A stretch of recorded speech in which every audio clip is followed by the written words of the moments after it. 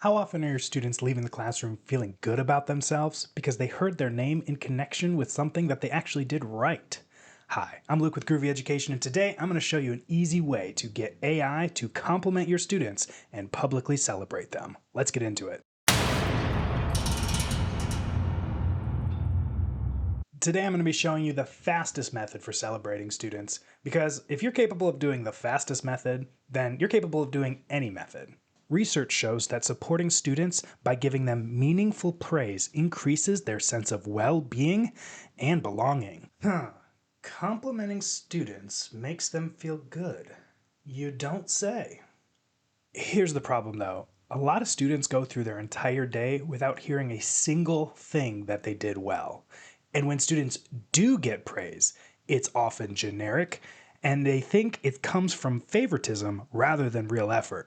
It loses its power since they don't find it genuine, but when it's done right, a Reed University study shows process praise enhances intrinsic motivation and perceived competence. To start out, you establish a Google form just like we did in the previous videos. If you haven't seen those yet, I recommend you watch those. They're in the description below. But once you get the Google form set up, it will send all of the data straight into a spreadsheet, which then allows us to compliment. So as of right now, this spreadsheet is organized by student. So we need to organize it by date so that we can celebrate who had the best answer for today. So I'm going to go ahead and click the downward arrow next to the timestamp, sort A to Z. I will then scroll down to all of the October 5th answers, which in this case are the most recent.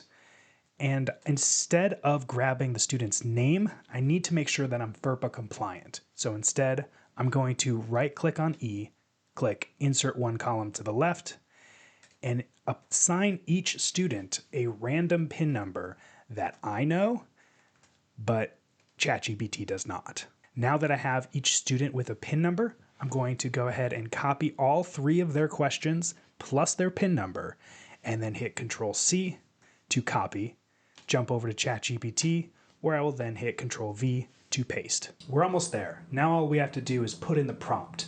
And I'm the type of teacher who likes to work smarter, not harder, so I already have one ready to go. Let's take a look. Here's the prompt I have ready to go in a separate Google document, and it's quite lengthy. If you're interested, you could pause the video to read it specifically, or you can also take a look in the description below where I have it for you.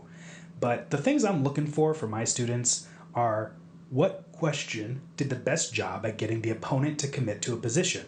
This is something that I teach really aggressively in my class, so I want to make sure that the students are following through with my advice.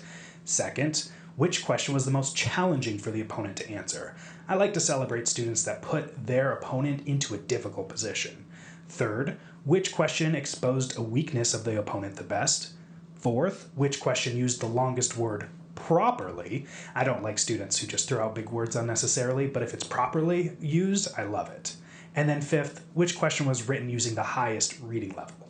This allows me to celebrate students who are doing all kinds of good things, not just looking at one student here or there, but celebrating multiple students. Now it's time to copy and paste it over into ChatGPT with the rest of the spreadsheet. All that's left to do now is to put on your best game show voice and to celebrate some student success. Congratulations to Pin 102 with the best commitment question today. Congratulations to Pin 105 who had the most challenging question for an opponent to answer, putting them in a difficult position. Congratulations to Pin number 107 who exposed a weakness in their opponent's case better than anyone. In fact, they say, you'd agree an empty train isn't exactly green, huh?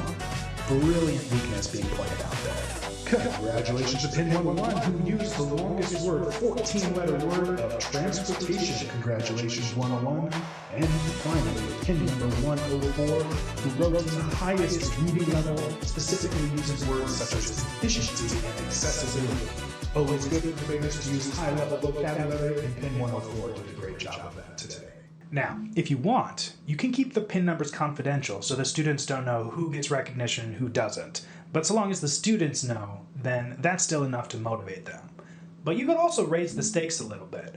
Have a piece of paper where all of the PIN numbers are right next to the student names so that when you have a student who does something successful, you can appropriately reward them with a high five. Another powerful use of this tool is when the students are gone, you can also dig in to find out where students are struggling.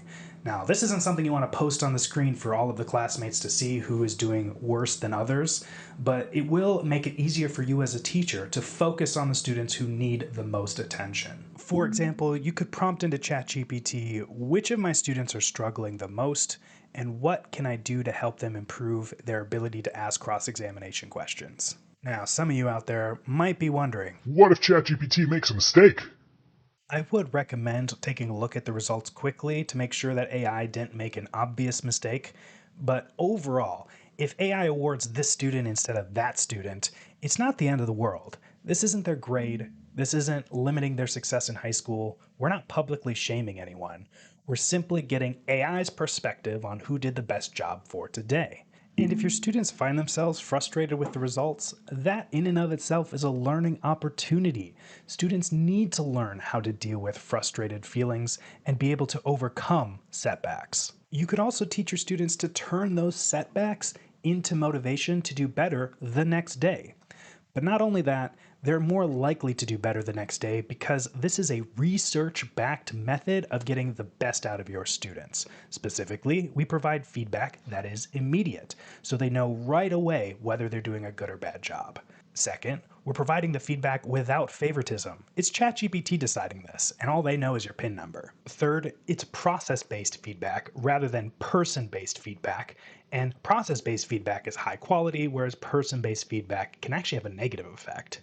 Fourth, you can do this every single day in class, which means that if a student doesn't win today, they can come back the next day motivated to try harder.